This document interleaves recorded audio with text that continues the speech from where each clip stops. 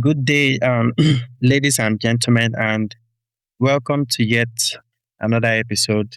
Tough to be uh, Tales from the Ones Before You. And today, at long last, after so many trial and errors, I found a way to reconnect with our guest for today. Our guest for today, I call him Senior Abayomi Matters. And you might be wondering why I'm calling him Senior Abayomi Matters. And that is because we went to the same secondary school together, boarding school, CMS Grammar School. And finally, after probably a decade and a half, we finally reconnected. So welcome to the show, Praftobia. Thanks so much, Senior Yomi Martins, for honoring my invitation today. So welcome to the show. And if you don't mind introducing yourself to our wonderful guests. Yeah, good day, everyone. My name is Martin Zabayo. I'm delighted to be here. Thank you very much. Yeah, thank you so much for even enduring up to this point because we tried connecting via the regular software I used to record and it didn't go through and for multiple reasons. And I tried connecting through the sound card and then that didn't go through also. So now we're just doing this interview as a regular call. So I think maybe my voice will pick up fine because I'm still in the studio right now. And I think I don't know for sure, but I think the audience will listen to your audio and they might be able to tell it's a voice call. But I'll try to edit it afterwards in post production and see if I can work some magic. But I think at the end of the day, they might be able to tell that this is a um, video call. But I think at the end of the day, what matters is your story, the lessons we are able to learn from your story, from your journey. And I'm positive today we will all be blessed by everything you've, you've lived through and your victories and a bit of your um what will I call it? Would I call it a bit of your pushbacks, a bit of the setbacks you encountered? So before we met in CMS Grammar School, I'd like to get your perspective of what life was like before CMS Grammar School when you were still much younger. Your earliest childhood memory, where you grew up, what the family dynamics was, siblings, environment, society. You probably will kick off from there. Yeah.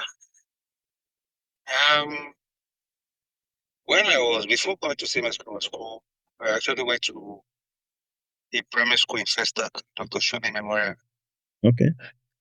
So life was rosy then. You know, as a kid, you depend on your parents. You know, what your Bible say, what daily paper. Mm, You understand? So life was rosy. You finish from school, you go back home, you eat. Not like now that people even depends on you. mm, So life was good then. So after leaving Dr. Shuemi, I got 3 admissions during my common entrance because I sat for common entrance Federal Government College Ikehun, then Command Day Secondary School in Oshodi, then CMS Grammar School. But due to that, my grandpa, I'm from a I'm from a Christian home, Anglican Anglican colony to be precise. okay. So my grandpa said no, and he's also an old boy of CMS Grammar School. So he said Okay. no, that he wants me to go to CMS. So that's so funny, like this, no problem. So I went for the post I went for the common entrance. Then they chose me in CMS, even with my cousin, uh, Dacosta. I remember Dacosta then. So they chose us. So from there, during my secondary school days, from GS1 to SS1, well, I was very, can I just use the word ras? very stubborn. Because as a teenager, if your parents, what actually caused it was that because I didn't grow up with my parents, I grew up with my grandparents. So, and grandparents they always pamper kids. Mm-hmm. So that was what was most of the issues for me then. So, but when they later realized, so that they now had to move me back to hostel to boarding house.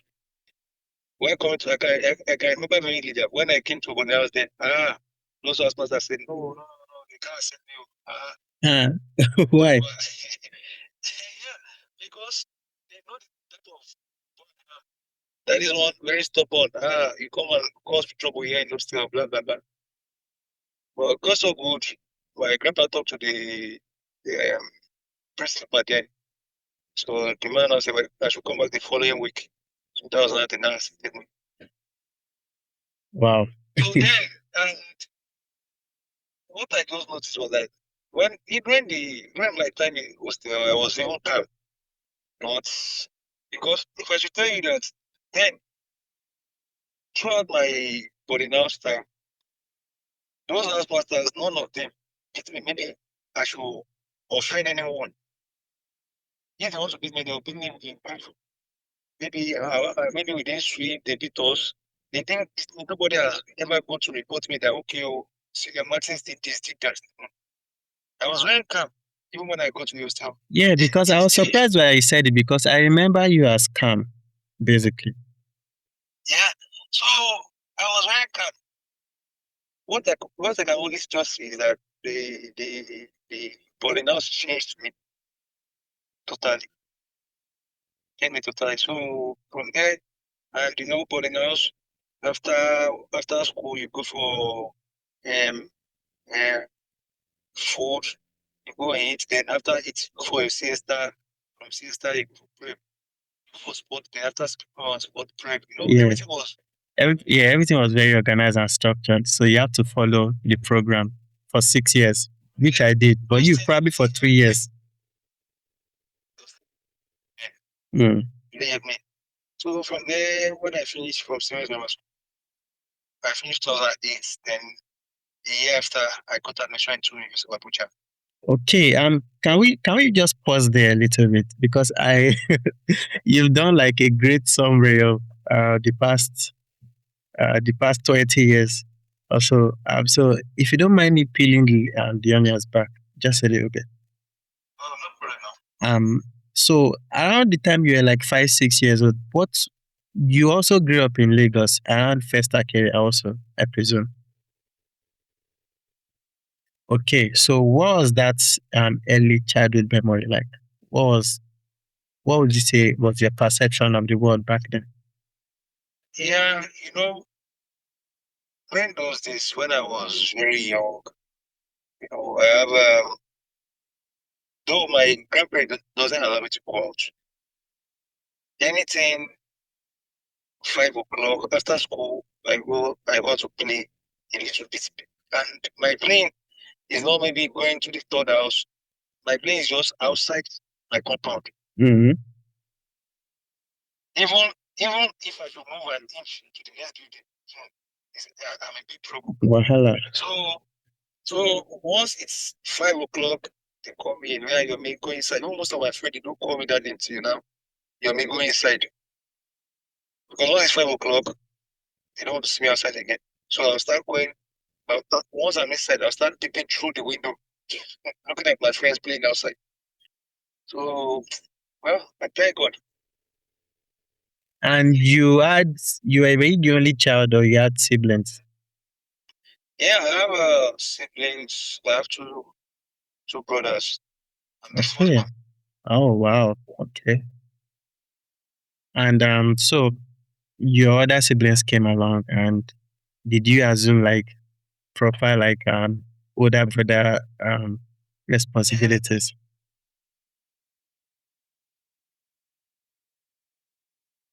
Okay. Can you explain that? Back then, I was staying with my grandparents. They what happened was that when my mom gave birth to me, She was around, I think, 18 years.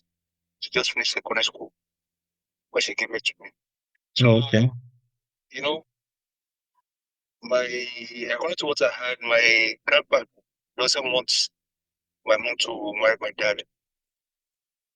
So they just had to collect me because I was very young then. I was a baby. They had to collect me from her because she's also young. So, all these old parents now, they'll tell you, no, take her back to that, those stuff. Mm. That she can't take care of me the way they'll take care of me. That was why I grew up with my grandparents. So, And okay, sorry, I'm sorry, continue then. yeah. So at the long run, she married another person. Okay. So that was the person she gave birth to my junior ones for. We Okay. didn't grow up together at all. Okay. Okay. Okay, I understand. Thanks for even sharing that and clarifying. And okay, okay, that's that's a very unique perspective that you just put in my mind. And your mom didn't also like live with a parent, which are your grandparents also. Like before she got married.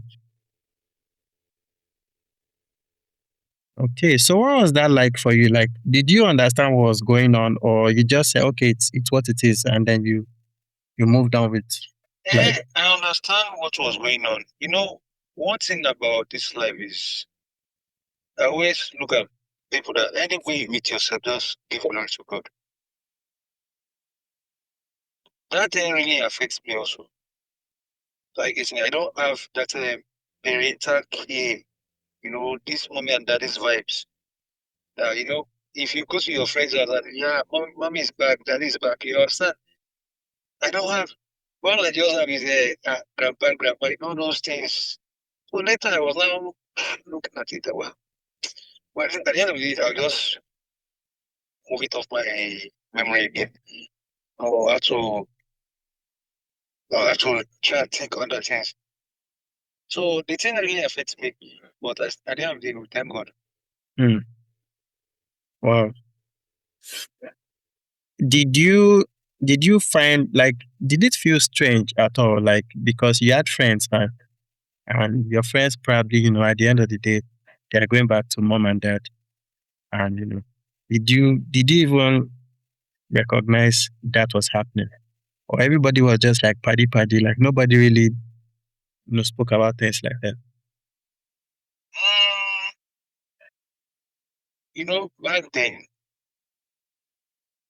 I always feel somehow. If I should go to my friend's house, maybe it's next month at times. There's not how you play outside. There'll be a time maybe grandpa or grandma is not around. Yeah, let me go to my friend's house next day. Once you sit there with their parents, if and they always want if they want to eat, everybody eat together, sit down in their table, they eat, those things. So, and my grandparents have one thing. Back then, when I was young, they always do one thing. If I should put on a cloth now, that cloth I can wait for like 4 years. Mm. You'll be taller than the cloth. So, what your grandma's called shokoto and stuff like, you know. So those things, so my friend's mom, when I say, that's why if when now, this cloth has already done. Go and change it now. This next thing, she'll now give me another clothes, give me new clothes. So the day they noticed that in my house, they beat me. I was flogged severely that they were not taking care of you. And one thing about them is those who don't think is that no, this clothes is still good. They love managing Mm. back then. They love managing. So those are things I remember then. Yeah, wow. So it was much different experience growing up with your grandparents. I mean, to you, is the only experience you probably had at that young age. And Yeah. um, so you mentioned earlier that your granddad was Anglican Christian. Did you guys attend like like the Anglican church regularly before then, before you entered to school? Also, no, we have a main church in Lagos Island. That's a church. Okay. That's the first. Like the regular big one that is on the island. Oh, okay. Okay, okay. Oh, okay. It's not that far now, is it? Lagos Island to mainland, it's quite, it's far, not that far. Okay. Okay, wait. Oh, sorry. It's a bit far. I mistook it with something, with another place. Yes. Sorry, I'm sorry. Yeah, it's a bit far. Yeah. So if you shouldn't go there, there's another church behind my house, which is a cathedral church of St. Jude. Okay. So if I don't go there, I'll just go to that. Even me, when I was small then, when I was younger then, I can easily check there because because my house has two entrance. We have the front entrance at the back entrance. So I just follow the back entrance. Next thing within 2 minutes, I reach the church. So if I don't go to that Holy Trinity, I don't go to the one behind my house. Hmm. Okay. Wow. Okay. And then after that, from from nursery school, you have to go to primary school. But within all that time, did you get to visit your mom sometime, or rather, your mom came visiting often? Okay. So, but my dad, before seeing my dad, at least sometimes if I want to see my dad, at least it will take me like 4 or 5 years Mm. because he doesn't stay around at all. So I don't have that fatherly care at all. Even till now, the only fatherly care I had was my grandparents' care. No fatherly care at all. Wow. And of course, we are going to get to that. Now you're a dad, and you are doing things much better than how things was when you were growing up. Yeah, but that's really, you have to endure that. Now the next generation you are taking better care of. So when you went on to primary school, I assume you were still living with your grandparents up to the point where you went to secondary school. Yeah. And what was that like, primary school? Was it just the same as nursery school, breeze through class, friends, football playing, then home, all till secondary school? It's just normal life during primary school. Just normal life. Maybe like I remember back then,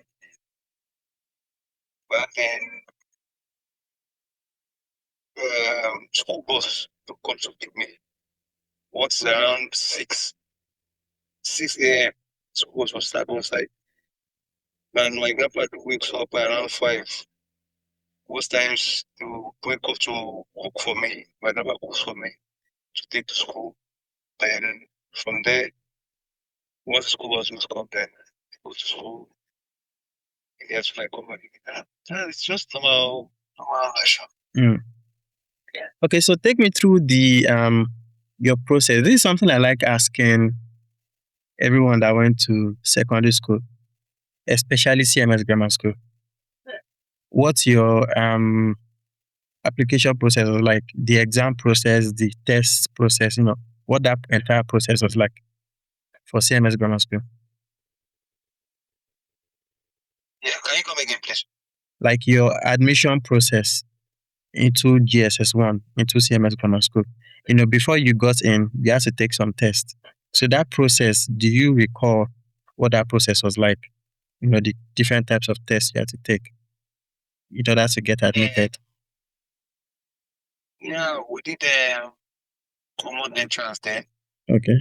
Like I remember our principal there was a venerable annoying car.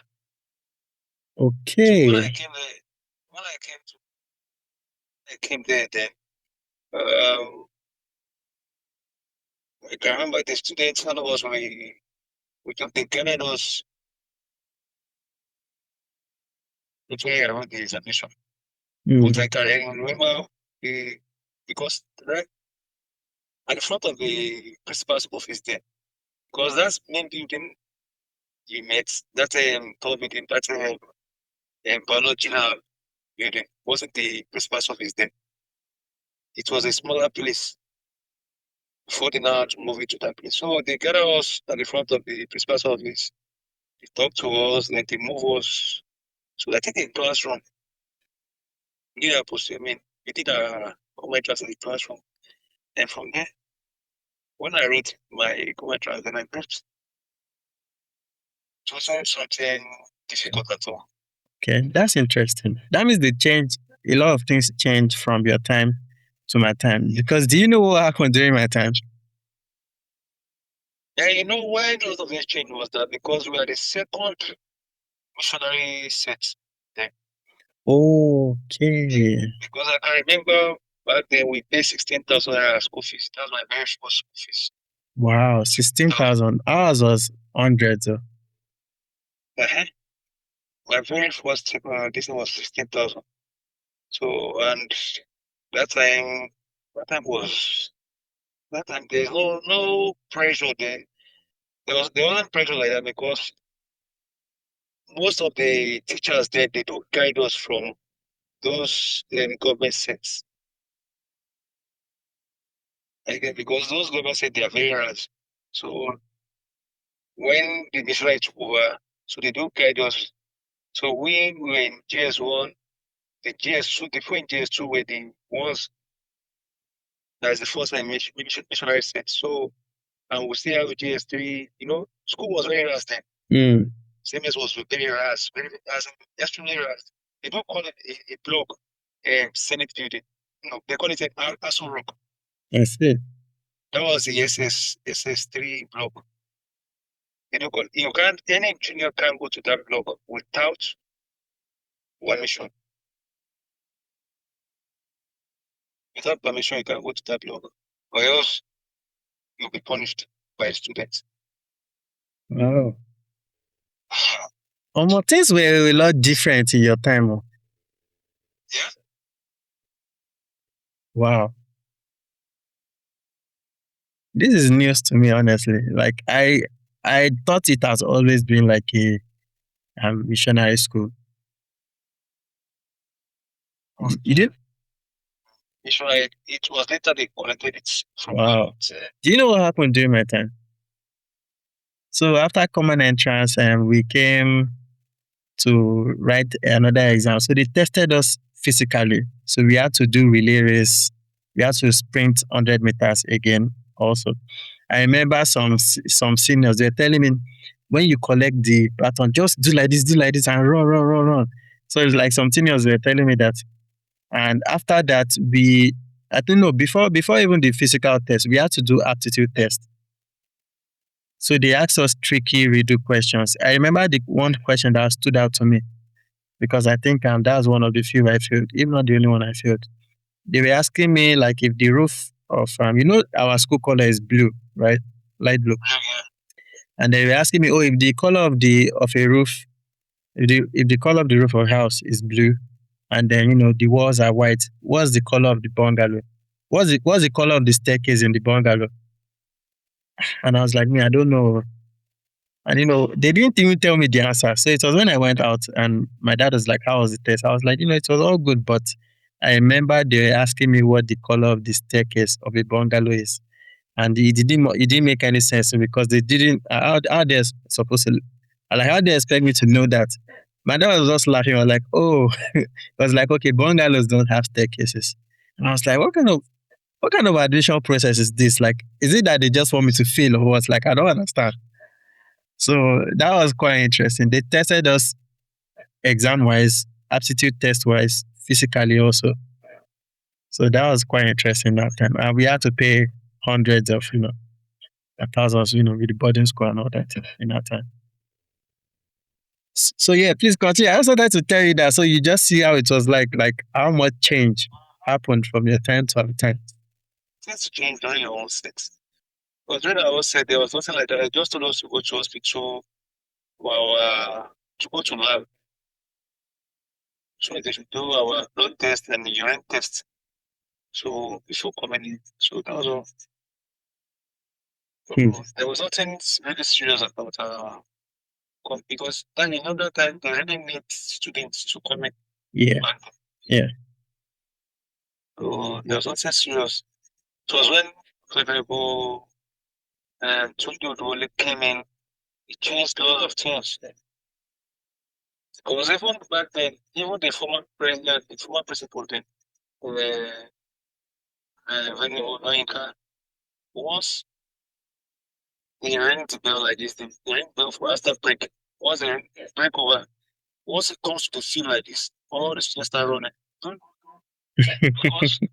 Because once he just open his arms, the boys next thing just has to come and kneel down in Hmm. front of him. Or else, what if he catches you? If he knows you and you run away, he'll come to meet you in classroom. Hmm. And that one will be worse. And most time they want to pick target, they always call it marriage tree. Wow. There's a big tree That already sounds with your two terrible. of them. Yeah? I said that already sounds terrible. Married a tree. So you don't speak anymore. If you get married a tree, wow. No, that's a mistake. It's married a tree. So that big tree, you have to you marry and you start flogging.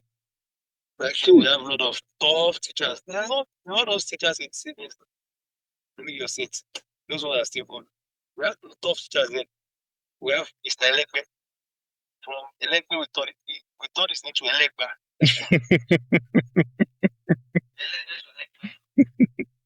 We have different Mr. There's one other man that has an empowered head like this. They call him Osama. Osama bin Laden. Uh-uh. Surely, That Koyan.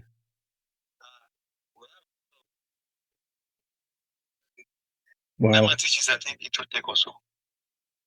Interesting. So, Mr. Folari. Mr. Folari. I think you met Mr. Folari now. I don't recall a Mr. Folario. Of course, I He's tall recall. like this. He teaches economics. Okay, so I didn't do economics like at all in school. So probably I don't know. I don't know that person. Wow, that's I'm even glad that to hear this side of CMS because in my time, when I was younger, like in GSS, I also thought it was very tough. But compared to your own time, mine was like a piece of cake. Oh. And when I was done with CMS and I came back, when I was already in Unilag, and I came back to visit, I was looking around like, why is like these guys are just chilling? They built Alakija built like a new hotel. Sorry, I said it was hotel. I said hotel. It was hostel, but that thing looked like hotel compared to like the old compared to the old hostel. And even before I left Nigeria, I was hearing that there is swimming pool in the basketball court and things like that. I was like, like what's swimming pool doing inside? So it's like I was just saying, it's like they're just turning that place to a resort center. What's There's no time. And every Friday is either CMS fights with Makai Crowder or St. Luke and CMS they join hands they fight at Crowder or they fight all these different schools fights, different fights. Yeah. wow. They went through a lot of work to reform CMS Bidato.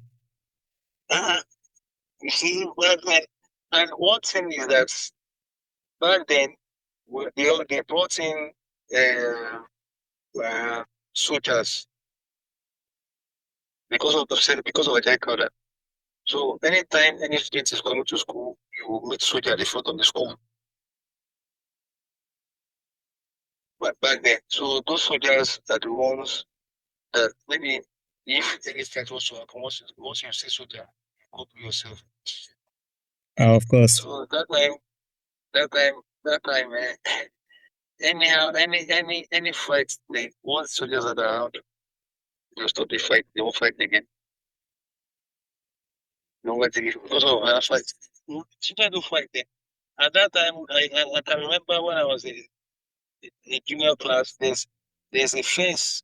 Students, they broke fence towards that place they built Alakija Alakija hostel. There's a fence there because during that time we closed by 2 p.m. Then from 2 p.m. to 2:30 to 3, from 2 p.m. to 3 p.m. we go for break. Then from 3 to 5 we go for lesson. And the lesson is mandatory. Are you with me? Yeah. So 2 hours lesson every day from Monday to Thursday. So on Friday they don't get lesson close by 1. So because of that, those students that doesn't want to do lesson, they have to go to the field where they built Malakija. Yeah, back then we used to call it San Siro. Yeah, that's San Siro. Yeah. Yeah. They broke that place. They broke it and they called the place Golden Gates. I see. If the school closes by 2, we students, because I'm part of them, if you don't want to do lesson, you just pass through that place, Golden Gates. Because that place is just like a push. Yeah. Most of the teachers didn't know that the place had been broken. So every time we go there, up until one day, we didn't know that there's a teacher in the bush. When we all we all prepared to go, next thing we just saw them. We are pass now. I said, oh, God, I'm not going. Yes, I'm not going. No, I just came here to play football. Yeah. So I was okay. That was how they broke the pitch. That was how they now blocked the pitch. Wow. That was really fun. It's giving me goosebumps thinking about like the CMS I know compared to the CMS that you met. So what was that transition like? Like because at the time I came in, you were like on your way out, and there's something I always say to yeah, and there's something I always say to my classmates and even some of my friends till now. I remember I told my very good friend Yinka that I work with here. I told her that when I entered CMS back then when I was in GSS1, that all my seniors they looked like 4 times my height, like 4 times, like they're just too big. Like I was wondering, are these like the same seniors that are older than me with like a few years, or they just imported all these guys from somewhere? I don't like you guys are just looking like Goliaths, and that was like an interesting change in how my set, even GSS2, even GS3 was looking like something else. Like they were like teenagers basically because my school dad, we call them school dads now. My school dad was senior Chidi Karu, and even back then he was still quite tall and like quite big, right? And but there was like seniors that were even much bigger than he was. So what was that change? What was that like? You've lived through the rough life, both when you were a day student and when you eventually became a boarding student. And then you are seeing all these small guys coming in as just one student. What was that? What was that like for you? And well, then I do see. One thing I don't like then was that I don't like maybe intimidating those juniors because most of the juniors, I can remember maybe that most of them around me, then they also my school time, my school. I say, me, I don't have any school son. It's most of because I don't like my my my mates intimidating those boys, those younger boys. So anytime those younger ones sees me, they'll tell me, my school time. And like I remember that most of those boys, they are Oh, that's accurate. That's very accurate.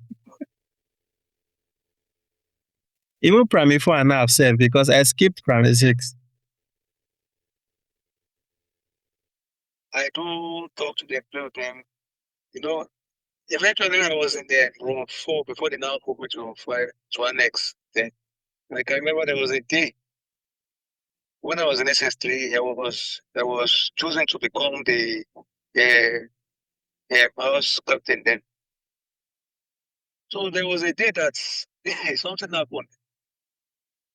Um, you know, once they ring the bell, we go into the metro, take our bath, then next thing is prep. So most of the juniors there, most of us in that room, they didn't make their bed. And you have to lay your bed before going out. Mm-hmm. That's the most. You sweep, you lay your bed. So they didn't do it at all.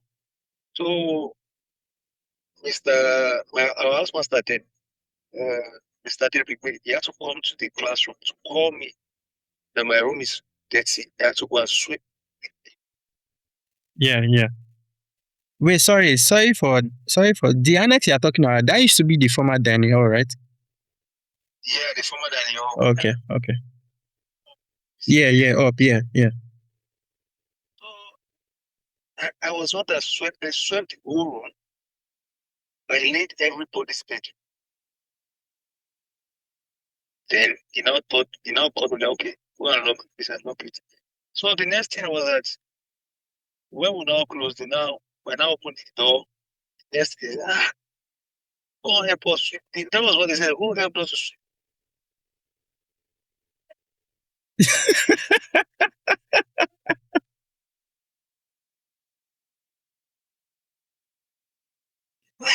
So then I was very angry because I was not because when laying that bed, I haven't got each other.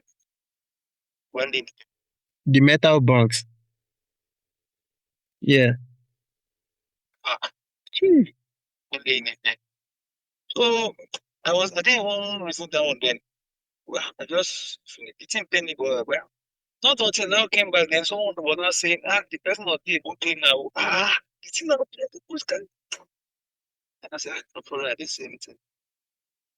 The next morning, they rang the bell, the early morning bell. Once they rang it, most of them were still sleeping. I just removed my belt. But yeah, everybody, I started beating everybody. What about you? That was the only thing I did that was, while beating them, Mr. Adewale came. When Mr. Adewale came, he just looked at us, he left. He then, oh yeah, everybody brings their wash. That was the only thing I did I know that day I was very angry. But juniors at times they are very frustrating. They're very frustrating at times. Yeah, let me protect our fellow juniors because we did not know we're still new. So we don't know. Like, I mean, when you came in GSS1, you said you were over pampered. We are still like babies, and then we are coming to this freezing looking like place. Yeah, but there are some things you will say. We are from different homes. Mm-hmm. Like we are from different homes. So we have some guys whereby they don't know how to talk, while some knows how to talk. But I remember those ones that are reserved, there are some that are not reserved at all, and they are juniors. I know we have a lot of case of theft there, and we have different things in hostel, but like all this same gender stuff now. Yeah, yeah. I do notice some. I can remember some of them, sha. Some of them. Back then. So, and one thing about me is there was a time something bad happens that the senior was my mate. He had some kind of knowledge with the junior. So the guy told me, the guy came to sleep beside me, beside my bunk. The next thing he told me was that since they've since they've got him, that he wants to jump the fence. That was around 1 a.m. in the midnight. So Mm. told me he wants to jump the fence and run. I said, come. Me, I'm not in for that too. When yesterday my house was asking me that what happened in my room. I know all it. At least I know all the things that happened, but I had to over. Because I'm a kind of person, I don't tell people. But I'm not that loose. I just swear, but not that loose. So when the man called me, he said, "What happened in my room?" I said, I don't know that I was sleeping. So it was a junior that came to work with that said, "There's something, but I can't function." Man, I said, "Okay, I should just want to write a statement." Told the guy that I had statement also. When they told me to write, I wrote what I don't know anything. That I was actually sleeping when everything happened. So the junior that came to work with that something so of which we don't have planned it because I want to give it a plan. So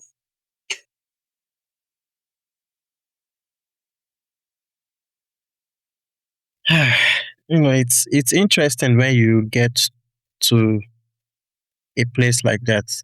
Um, of course, secondary school, but even boarding school in particular, like especially. And then you're living with people of different background, different mindsets, and different moral values. I think there's sort of there's young guys all around, and they are curious about a few things. And I also got to see a few people do a few things, and I heard a few people do a few things, and even the ones I never saw, from their behavior. Sometimes because in boarding school you try to avoid, or at least me, I try to avoid problems all the time.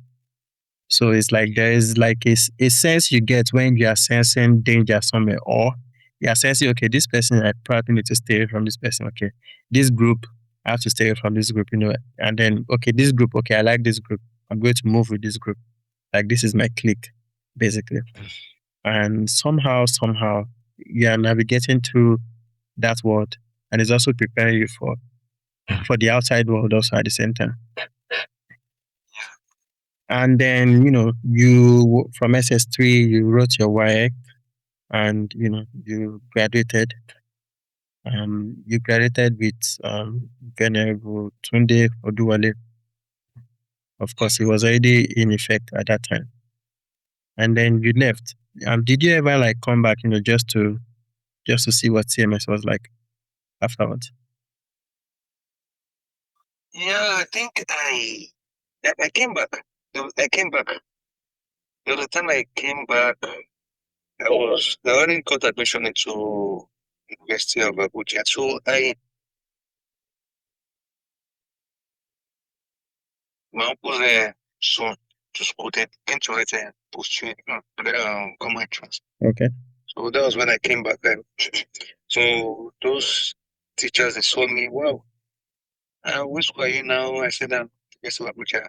So I like, wow. So they were really happy for me because more, they know I was very stubborn then back then. But some of them they never expected me. You know, when you just finish from school, then it's most of your set. It won't be everybody that will get admission immediately. You see, some people some people it takes like 2 years, 3 years, 4 years before they go get admission. But I got admission next the following year after leaving school. Mm-hmm. So they were really surprised and they were actually happy about it because nobody expected that from me. So that was why I would say the boarding house really shaped me. Yeah, yeah. Yeah, it provided that structure to a lot of people that don't have structure. And even beyond that, I still say it to you today, the academic structure in CMS Grammar School is one of the best in Nigeria. In Nigeria. Yes. I didn't really fully appreciate that structure till I was in uni, like, and of course I can say, okay, there was a mental block, and then I became more mature, and then I started to see things that were right in front of me all along. But I really, really appreciate CMS Grammar School because CMS Grammar School is just different, it's unique. And as you said, even the tall building, right? The chemistry, biology, physics lab, And before I left, there was a computer science lab. Not science, but computer lab and a library, like a dedicated library. So it's like they really, really invested in education. So I appreciate CMS Grammar School. I'm definitely going to pay them a visit this February when I go back. Hopefully we get to meet also in February. Mm. So you got into University of Abuja. Yeah, God willing, God keeping us. You got to University of Abuja. How was that? Because I've been to Abuja. I did my NYSC in Abuja. There was like this strange contrast between Lagos and Abuja. Abuja was just incredibly boring and quiet compared to the bubbling and hustling of Lagos. Was that similar for you also? Go to Abuja. You know, actually, when I wrote my WAEC, because I wrote WAEC and NECO. So, and one thing about me is I don't like mathematics. I don't, not that good in mathematics. I prefer English and other subjects. So, what made me choose Abuja? Because actually, I was meant to choose a Unilag, but I just had to give. I wrote JAM twice. When I was in secondary school, I wrote JAM when I was in secondary school. So that one I got 174. So when I chose University of Lagos, Okay. so they don't take anything less than 200 and something. Right? So they didn't choose me. So the following year, so work. So I did work. The work I wrote B in English, then D7 in mathematics. So I was now waiting for NECO to come up because at times you can use two sittings, both NECO and WAEC. So what really happened was that I chose the University of Abuja first choice, chose the University of Abuja second choice. So, God works in a marvelous way. The day I noticed that Abuja was going to do their post-UTME, it's like 2 days to the post-UTME. So I saw the news on a newspaper that next tomorrow is Abuja post-UTME. I wasn't even prepared, nothing. Next thing, the following day, I just know they just called that okay, we can strike. Oh, that has to strike. So they now have to move the posting down to November, from July to November. So it now gives me a lot of days to work on myself. So when I got to Abuja, I left Lagos, came to Abuja, and what really helped me was that my friend, my schoolmates, if you can remember the assistant senior prefect in my set, he already got admission to this school, Abuja. Okay. So I went to his house, I stayed in his house, then I started pursuing. When I went for pursuing me, I was there with one set of my another friend of mine again, Shino. It's also from my art class. So we went there, he went for law. So when I got to Abuja, wow, and that was the very first time of being in Lagos. So when I got to Abuja, we went for the pursuing me. So when I got there, I was admitted that I was running for mathematics. I got to the hall. They gave me mathematics 1 to 50, English 1 to 50, general paper 1 to 50. Next thing for me, I was very weak because I actually thought they don't do mathematics in the preposition for University of Abuja. But what they said they didn't require mathematics for political science. So that was why I chose Abuja. So I was very weak, so I just had to put my head on the table. Next thing they said, 45 minutes more. That was when I started writing started shading because we did the only objective. Yeah. So I started with the English. Now, yeah, I started with the English. I finished with the English. Did the general paper. Then they now said 15 minutes more. That's when I started mathematics. That's when I started mathematics. That mathematics, I started shading nonsense. Just shade. Yeah, I submitted. Because the place we did it was like a big auditorium. So before when you sit now, at least you count like 3 or 4 steps to the next person sitting beside you.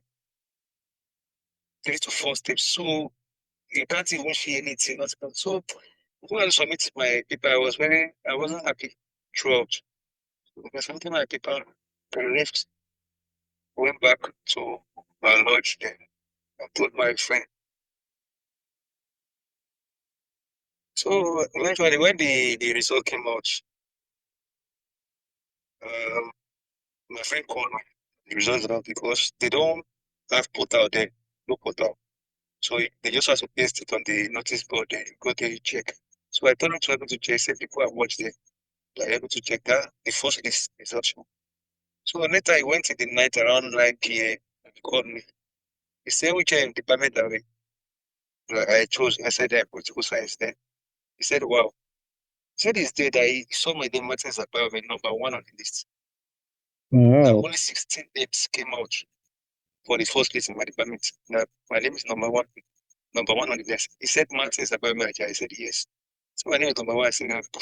So I don't start this year before.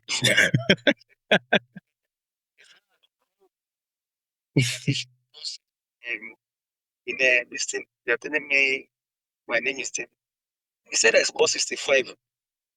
Because CM says 65. And I said, no, it's not possible. So there's one other guy I met during the post CM again. So I called the guy so I went to check. So he now said he will call me back. So when I got there, he told me the same thing again that I'm the one on the list, number 1. I said, well, I told my parents, my grandparents, I told them.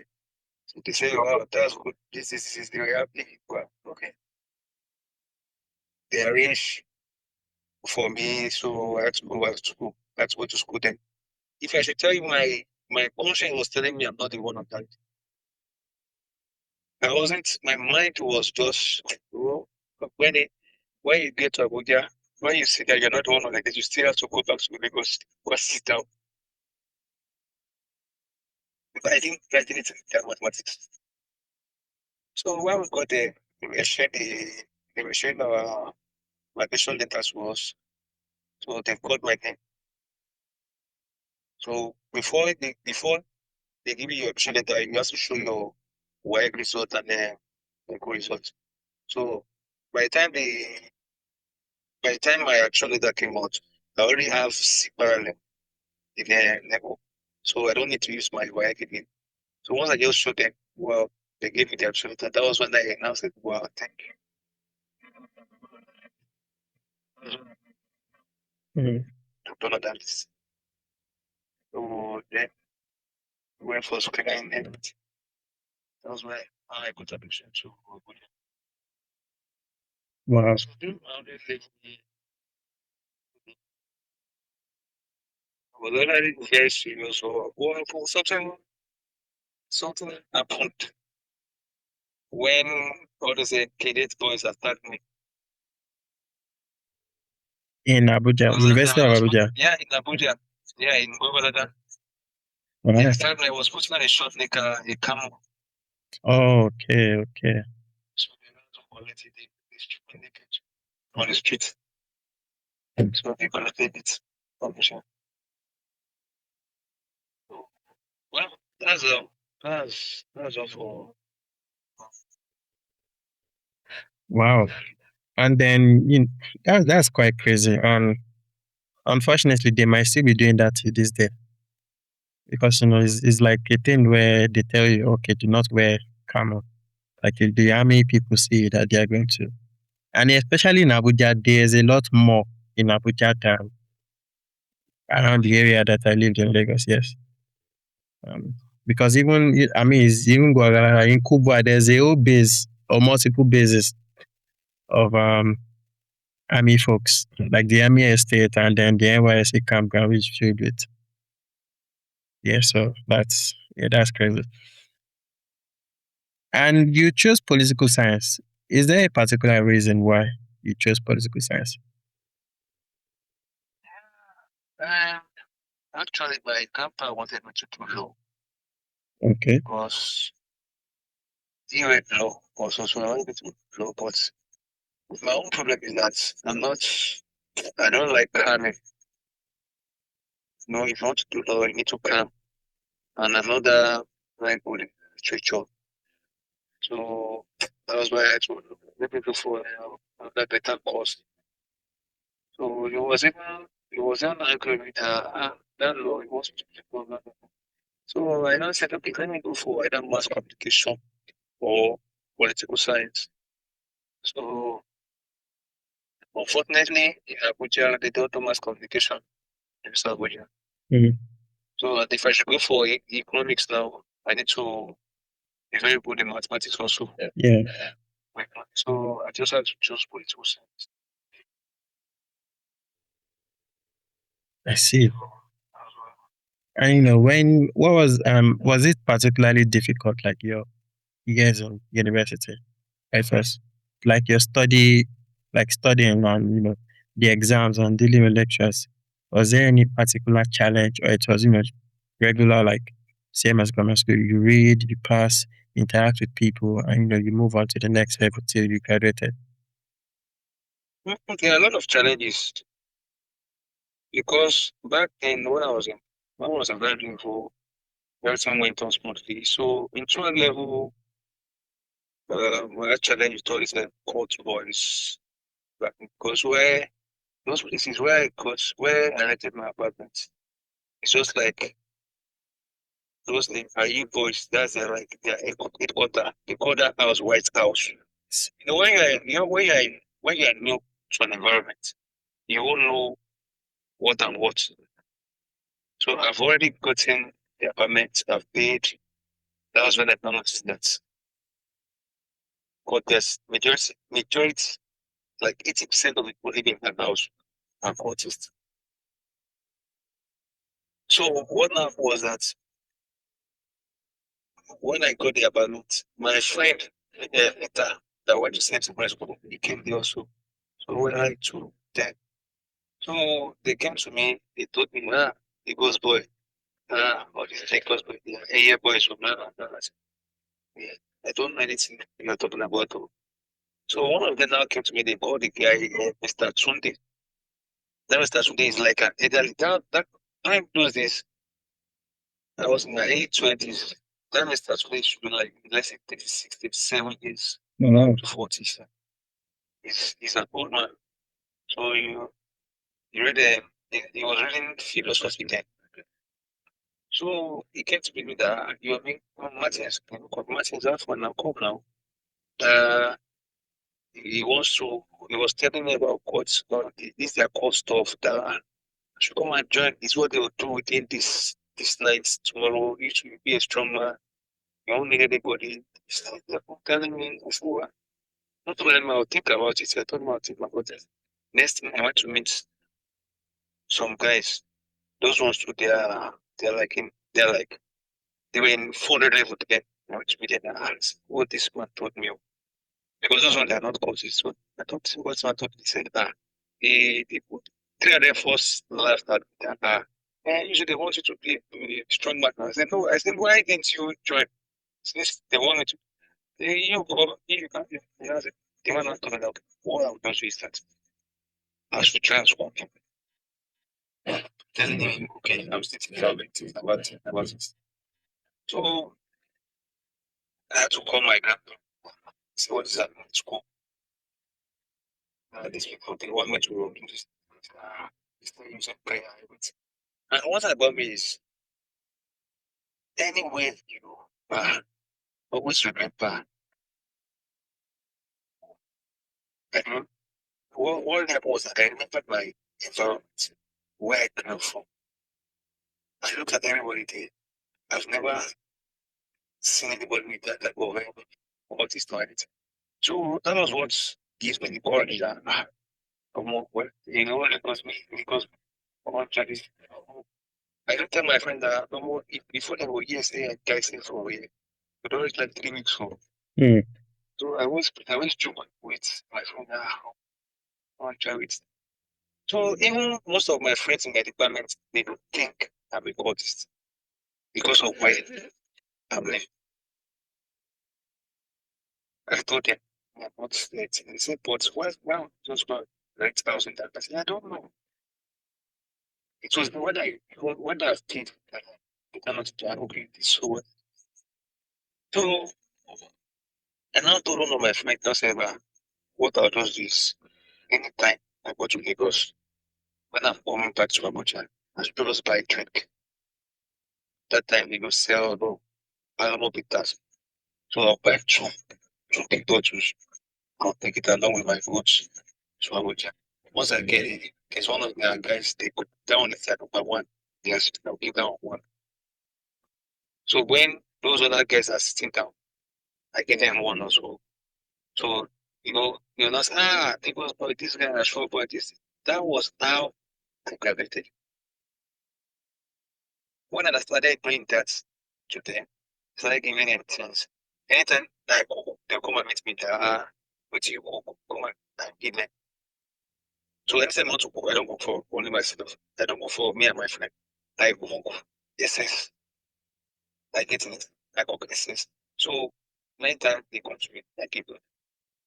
So with that, they don't even raise me as just no, but if you have any problem, come and meet us. This, I say, no problem. We find trouble. So from there, anytime they cook also, later they cook also, I'll take my plate there. Tell them to give me, they'll give me. So we're not friends. Like we're not friends. So from there, nothing again. See, I finish. So they didn't come and meet me for 8 to come and get over. So the familiarity, I've created the familiarity with them. But the only problem is I don't go out with them. Our relationship is within their compound. It's like granted. So that was really that was the challenge that I Hmm. That's interesting. Um, and that's quite interesting. Of course, at the back of my mind, you think Abuja should be more secure than that, but other people too think the same of Lagos because in Lagos it wasn't that at least at the time that I got into life, it wasn't that popular anymore because they've cracked down heavy on those guys. But they still existed, and of course yes, they go around asking for money and stuff. If I have spare, I give. If I don't have, I don't. Of course, also food. If I cook more, I give. And that's quite interesting. The dynamics of trying to balance. It also helped me also because I experienced something similar in CMS Grammar School. Not Cortes, just I'm like okay, I'm not particularly strong because I wasn't strong at all. I was actually the second shortest guy in my set, and the shortest was one guy called Benjamin Oyemala. So I wasn't even strong at all. So I had to navigate how not to, So that navigating of boarding school life actually helped me navigate also hostel the streets of University of Lagos. I think you also did well by asking other people and you navigating through that situation because it's tricky. You survived and you passed through all that, but some people they might have taken it the wrong way. Even if they didn't join, they might have you know there are ways you can basically say no and they let you go. And there are ways you can say no and they're like, okay, okay. It's like, okay, it's me and you, stuff like that. And then you navigated through all that and then you're here today recounting your story. So kudos to you. thank God. And when you were done with school, did you remain in Abuja? It was okay. Now I'm done with this. I back to Lagos. Yeah, when I graduated, I came back to Lagos because me, I don't like the Abuja vibes at all. Because one thing about me is I always like where West life. Because I can remember there was a time we were on holiday, I didn't go, so they were doing Salah, and my step grandma is a Muslim, so they do Kira in our house then. So I was just in school, imagining the way they'll be eating me around. But which in Abuja, there's nothing like that. In Abuja, they do Kira, but most of their practice is inside their compound. Mind your business. Not like Lagos that one day, one day, one day. Yeah, there. So that was one thing I missed about Lagos and Abuja. Abuja is just the reserved area. Lagos is not like that. Lagos, within if you should sit down, if you don't one thing about Lagos is if you don't eat in the morning in Lagos, definitely you eat in the night. Mm. Once they know you in that area, you eat in the night because you can just walk to the next street now. You see party. If you sit down, they will serve you food. They don't care who you are. They will give you. So it doesn't happen in Abuja. The Abuja is indoor. You can't just walk into someone's compound because they are doing party there. They will embarrass you. That's if police doesn't even carry yourself. I said, now if police not even can carry yourself. Yeah. So those are the things I made about Lagos. Lagos lifestyle is very unique and lively.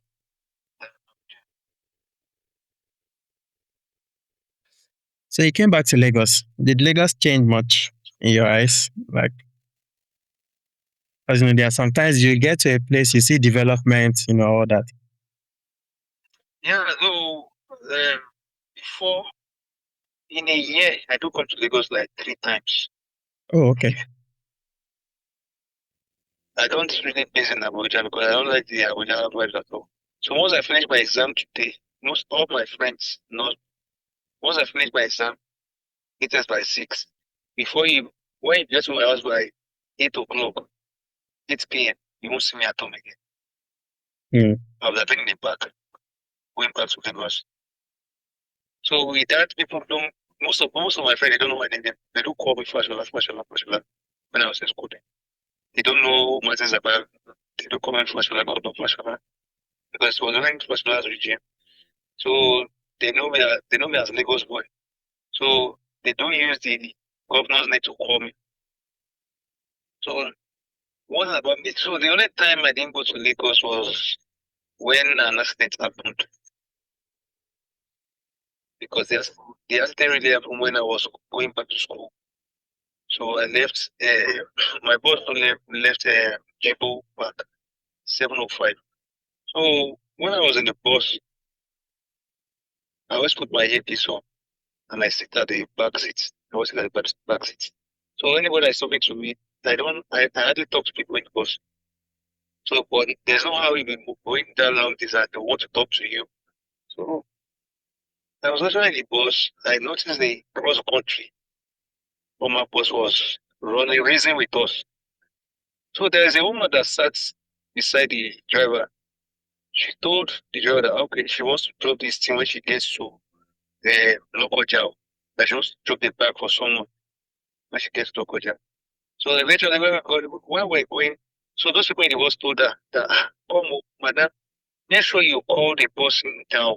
The man should wait for you by the roadside before we get there.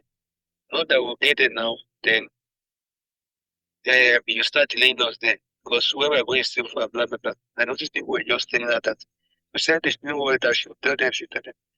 So when we got to the destination, the woman came down from the bus, started looking for the person who wants to give the person she wants to give the bag to. She now left us for like 5 to 10 minutes. Left us there. Next thing, the cross country bus that we're racing with down just passed. I noticed there was a little girl inside the bus. She was carrying a teddy bear. Later, when the woman came back, people were now shouting, ah, why you go do this? This is not shooting at the woman. Why would she do that? And she just left us there for like 10 to 15 minutes. Next thing, they want to beg them. They should be angry, blah, blah, blah. They left. So the bus started moving again. Not up to 15 to 20 minutes. That cross country had an accident. Wow. Everybody in that bus died apart from one person. The other person that got that saved that bus. Only one person. So when we not get there, the driver now parked. Now said we should be looking at the cops. Because FRSC have already been there. Road safety were there and trying to cover the dead people on the floor, trying them down from the film. So the driver now said they should go and look at them for blood. And I said, man, I can't go. I just had to stand beside the bus. I can't go. Next thing, those women that were shouting at the woman that left us at first, we were now praising the woman. She's the angel that saved us. Like me, our boss, that will have that accident. So that shock when we get to, because when we reach our destination, when we reach where we meant to eat in the evening, because once we leave the bus, once we leave the park in the morning around 7, you eat around 5. That's the only time the bus stops. So when we get where we eat, everybody said they are not eating. That we should just be going because the shock is still there. So, and definitely, I'm always the first person to come up with bus because the weather is like outside Abuja. Other people are still going to town. So when I came down, when we were on break, I was able to go to Lagos because I was scared. I was afraid. So I just had to wait till December again. That was the next time I stayed long this one. Hmm. I stayed long this Um, uh, one. I came to attack us. in Lagos. To attack us. In Abuja, Yeah. they came to our hostel. Because I live with campus. So that compound we have 20 rooms self. Then themselves 20 that compound. So those Anambras came, the very first time they came, I was awake. So then they robbed the first block. They went on the category students and once that they went. So like 6 days later they came again. That very first day I was awake, I was looking at them because there was no lights. So I was looking at them. There was no lights in our block, so I was looking at them. All what they were doing, I was looking at them. So I was having that mind that they will come again. Not until the 6th day, I noticed the first everything. I woke up. That day there was no light also. So I had to switch off my lights in case they should not bring lights for them. So I had to switch off the switch. So I was not looking at them through the window. We came to rob the other block, the next block. So while they were robbing, I was looking at them and I went moved my laptop to the next flat. Because a day before that day, I was painting my room. So I had to move everything to the next room beside me. So they now came, they were robbing the block, doing everything. So the one that listened now told them, okay, when they were robbing, one will bring the goods outside to the front of the block, the other will carry to the gates. I think there were 3 or 4. So the one carrying it to the gates now told all the one that lives there that he called his name. I remember the name he called him. He called his name and told him that the one we thought is okay. Let's go with this one. I said, no, no. And he called it area. Alpha, this one will do not okay. Where would they go? The area said, no, let me do this room. And that room, he went to that room. The lady in that room went for revival the previous night.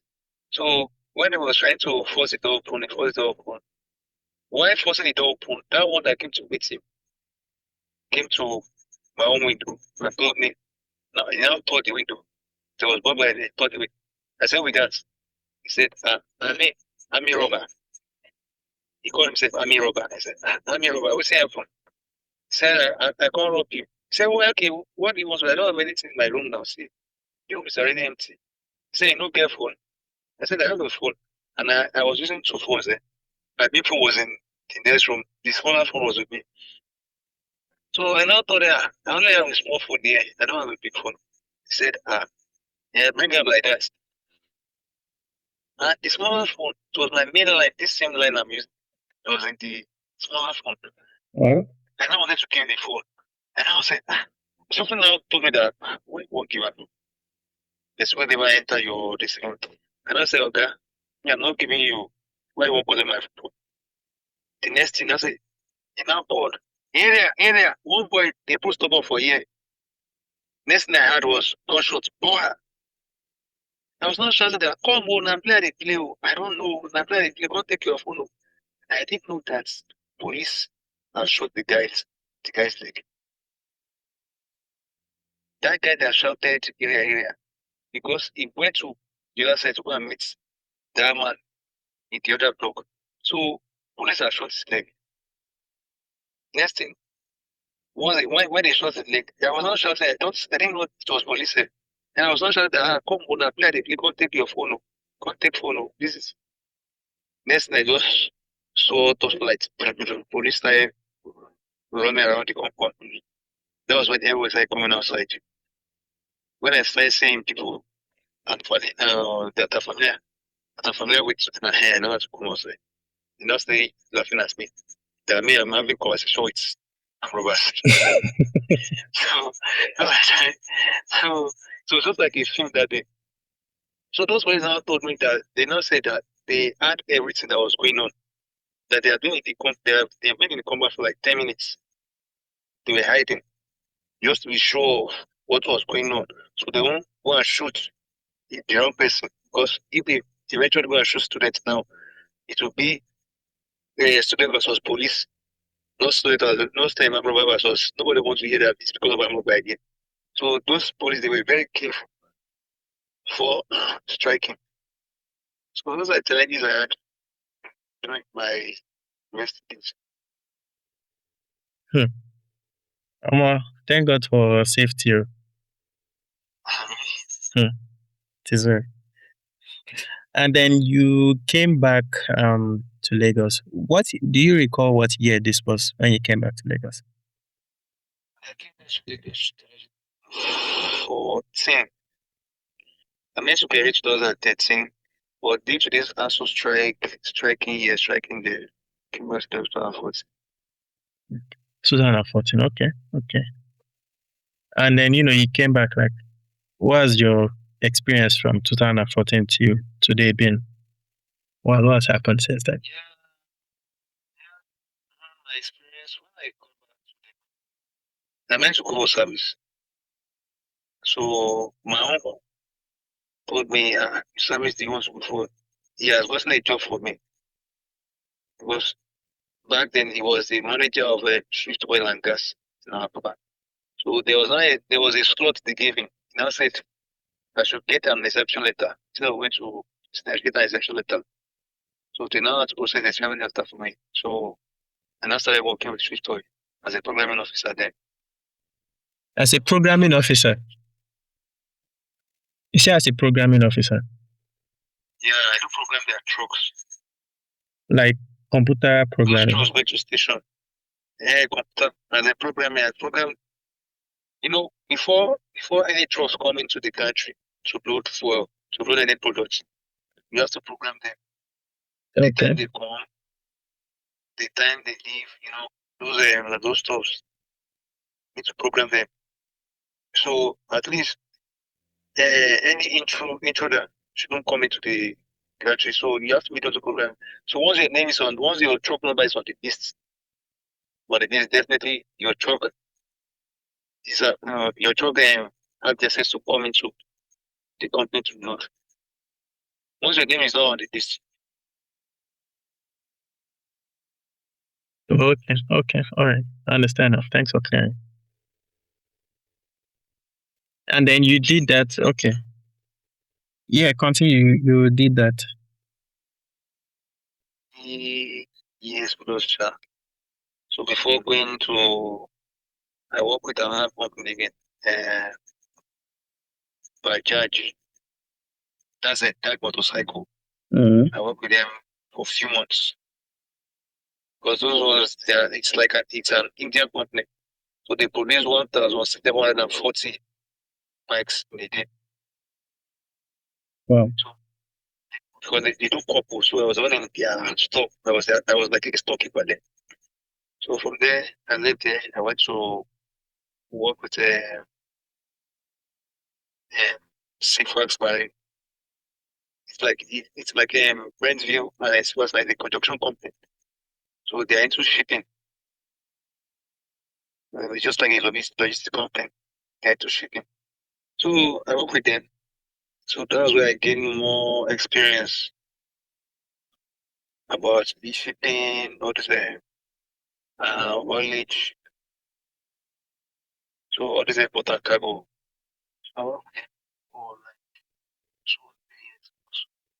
So wait, you say you were involved in shipping. Is that just trying to clarify a little bit, like to dive deeper into that subsection. Like you were working like with import and export, or you mean you were just working for a shipping company doing something specific there? Okay, in Nigeria. In Nigeria they call it port and cargo. Okay, They also seafax marine. They call it seafax okay. And what did you like? What was your responsibility there? yeah, I was one in charge of all the containers coming in because we use badge to move them into the ship. So we have an extension at the Kirikiri town then. So any container that goes to that because that time the road to the port is very bad. So they always move them down to Kirikiri. From Kirikiri they now use boats, tugboats and barge to move them to Mm, the port. So I was one in charge of the logistic then. okay, Once we moved it.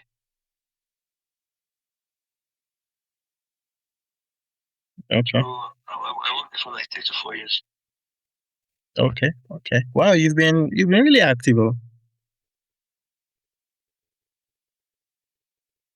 See, it was when the contract expires. That was when I now stop. Like you mean Because with the I shipping was one in place? charge. Yeah, You mean with the shipping place? yeah. Because that time I do work. I do steady. I do work.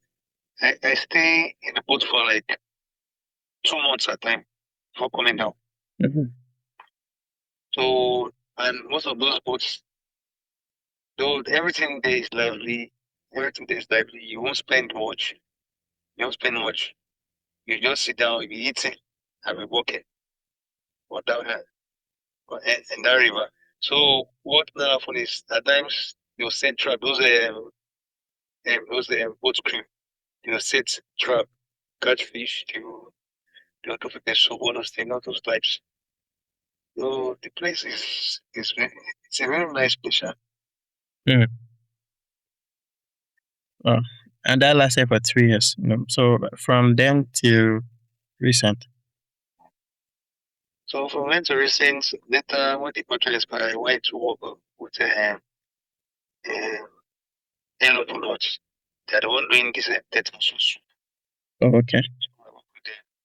I work with them. I work as a supervisor there for a few months. For a few months before stopping. Because of their pay wasn't at all. Because eventually when I started calculating my salary and the amount I use for transportation, I'm the one even running at loss. Mm. And they're not ready to to add to the salary at all. So most of the companies in Nigeria, they're just we don't see them as a big company, but they are what is it? When you get there is where you know whether it's big or not. Yeah, their product you see, okay, it's cheap. You don't know like why they are making it cheap. All the labels that go into that. Yeah. Yeah. So most of the companies they want cheap labor, Mm. cheap labor. So most times, if I should go to work, I borrow money. At the end of the day, when I start paying people back their money at the end of the month, I'll pay them. I'll still see some people that I won't even pay at all. But I get it. So at the end of the day, I won't have anything left with me. I still have to be borrowing money again. So it's just as if we're working for them. So well, thank God, sir. That was the last place I worked. Okay, and currently, if you don't mind me asking, what do you do? Now, currently, well, I'm doing nothing for now. But yeah, but the place I'm managing now, I have a little place I'm using to harvest corn and cassava. So I just look at when my time now to just sit down carelessly. So at times, if I want to eat, I take out my part of the corn from it. At times I do sell to people, but when I finish now. So and again I do this plastic recycling from scratch. So that's what I use in managing myself. Since I haven't have another job to do. I've been trying to look for to get another job, but since I haven't seen any opportunity, I just trying to get myself in something. Oh, well, thank God.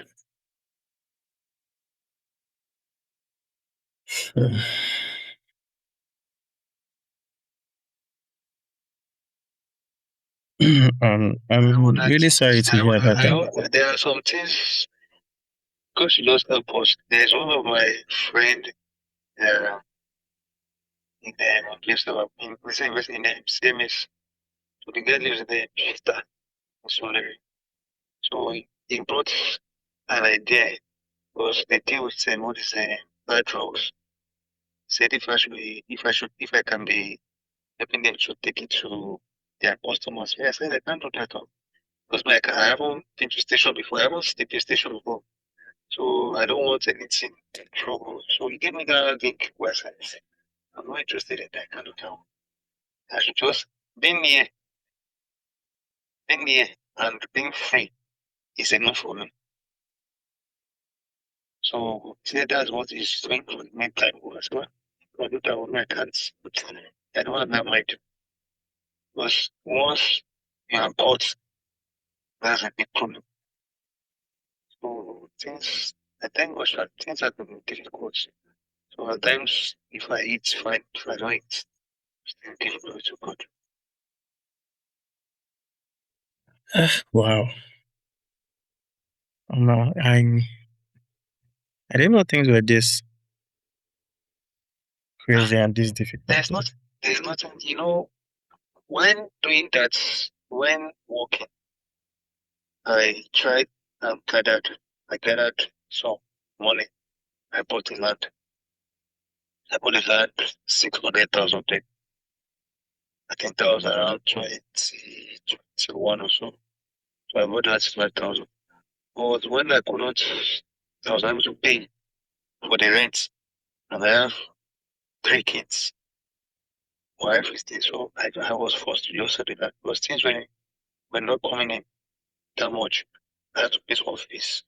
I have to pay house rent, all those things. I have to first want to just get the land to buy the land. So I sold the land for 1.2 million. So I had to just sort everything out the debt. I had to sort them. But at the end of the day, still had to go to for zero again. So from there, what I saw that was that if I should sell it now, at least if I should get another job, I can still start over again and get another one. Mm. But things were going as it was unexpected. The job I thought I got again, that yellow product, the job wasn't paying that much. I was even the one even owing before again. So it was crash. So I had to leave the house, tell my wife to go to my family's, my in-laws place to just go and stay. I had to come outside, just free myself from the family, then start hustling. So a friend of mine in university, so he got the contract. So I was on escorting. He got the contract there, my McLaren University in Asaba. So all the equipment they are using at the university, I was one escorting from Lagos to the place. So he gives me 20,000 naira battery. Mm. So he gives me 20,000 naira battery. So from there I started saving. So once I saved, I just moved. I pushed it to uh, my wife to pay the school fees. So that was what I've been managing from January till presently when the contract expired. Oh, the contract is currently expired. Contract expired around June. So all the money was going in the school, my kids' school. I was able to settle everything. So the only money I'm going there now is 10,000 naira for this previous uh, uh, time. So each of them they do pay it's 2,000 naira for school fees. So that was the last one I paid. 2,000. So out of it, 2,000 I paid for my kid. So it was only 10,000 naira I was owing. So the other ones, I treat those ones as school fees also. So, children, when you have children, you don't need to there to suffer. You just have to try your best and make sure, because they are the future. I know if I don't make it, I pray my kids will make it and bring me out of the poverty I am. So that's my own thing. So I don't like toying with their, their school at all because I know I have done my own and my grandparents tried it for me. So many people want to be to go to school, but they don't have the privilege. So we just have to encourage ourselves and give glory to God. So that's it. Mm.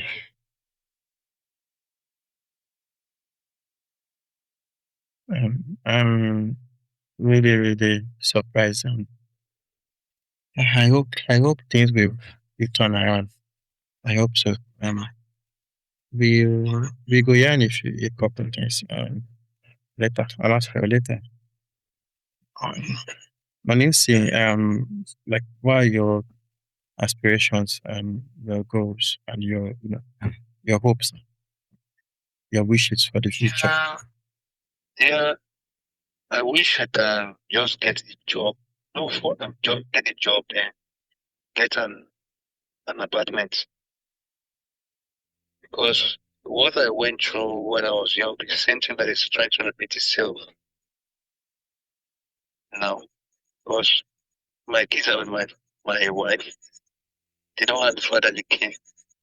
Because I do think that okay, most of them, and most times they will start. I do call them on phone, but they will tell me they want to see. Well, I'm far from them.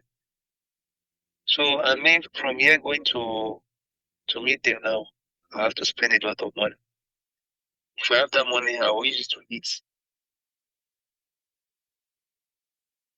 So I always want, I plan one day I'll make sure to get a job then go back to them. Then I know I have a passion for agriculture.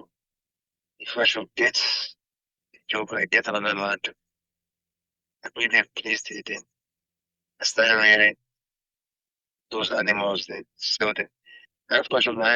That's my foresight. That one day I'll have a poultry. It's poetry, you say. A poetry. Is there a specific reason why poetry? in particular? Because when I was a kid, you know, my grandparents, they have my mother's head, and as a baby, you are always the one to monitor them. In the morning, I'll go and give them food, bring them out, take them in the evening, you take them back.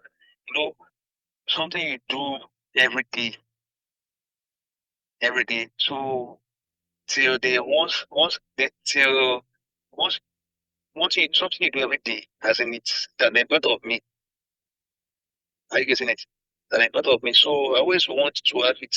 Even when I was young, I always think about that. If I have a house, I'll have animals section in the one side, and I'll start praying them. So now those agriculture we're not seeing then is now the one profitable now.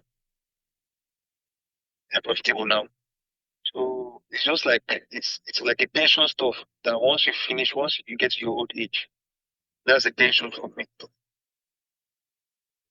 So that's my foresight. Hmm. I hope your wish and ambitions come true.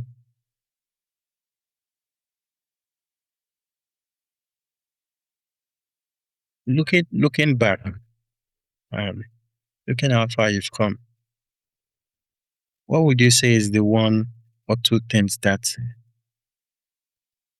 stuck to you? Because at different stages, you didn't divert from your morality. You maintained a level of dignity and integrity. Looking back, Yeah.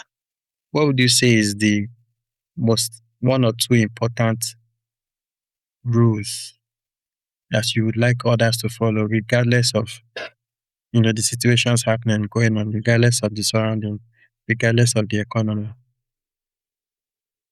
Yeah. Back then I always want when you finish school, always try, always try. Try your best not to go into um not to go into can I just say not to make the mistake I made. Because if I should tell you one of the mistakes I made on my own time was me giving birth early. It's a mistake and it's also a blessing. Because when I was in school back then I impregnated a girl when I was in phone level. So that really draws me back. When you impregnate someone, definitely you have responsibilities. So you might living from month to month again. You have to be feeding. So feed this, feed that. So if it really brings me back, then I won't have the foresight to plan for myself only. You have to be planning for 10 people. And if you want to plan for yourself, it's still good.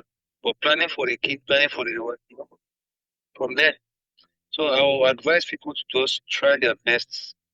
Make sure you are ready before you go into any relationship. Talk less of you giving birth to a child. So that's my own mistake. And it really affects me. So, but well, I always see it as a blessing and it's a way of life. You know, if I feel that's the way God wants it. If the girl won't give birth to that child, she won't give birth to that child. But God wants it to be that way. So from there, I feel people can learn from my own mistake or their own. So that, I appreciate you for sharing your story. It takes real courage, if anything, to even share a lot of the obstacles you've shared, a lot of the challenges you shared. I remember, before the interview, I just asked if there was, anything you didn't want to talk about. And you said no. You you are comfortable sharing your story just as it is, unfiltered, so that the audience, everyone can listen to your story and learn one or two things. So I really appreciate your candor, really. I appreciate you even making the time to share your story. And I appreciate you for the sacrifices you've made. And by God's grace, hopefully, 7 to 10 years from now, it's going to be, by God's grace, a different story. Hopefully, this will pass. And I really appreciate your story. I appreciate you walking us through your journey and seeing things from your point of view. So thank you very much for sharing your story.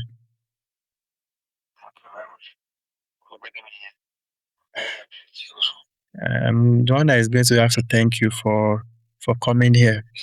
Not for me bringing you here. It's going to be better, hopefully. Hopefully. Um, I suppose if there was a note you wish to leave for that one person, it could be you speaking to just one person out there. I know you've already shared a very important, with being ready and all that. If there's a note you have to leave for those that come after you, because this is after the tales from the ones before you, it could be you imagining the younger generation. If there was one final important principle you wish for them to follow in life, based on the path you've walked, it could be you talking into the future, hopefully, many years down the line when this has become a distant past and you become who you always wanted to become. Maybe your kids or grandkids or great grandkids are going to listen to this. So now you're speaking to them. Well, that single most important principle be for them to abide by. Yeah,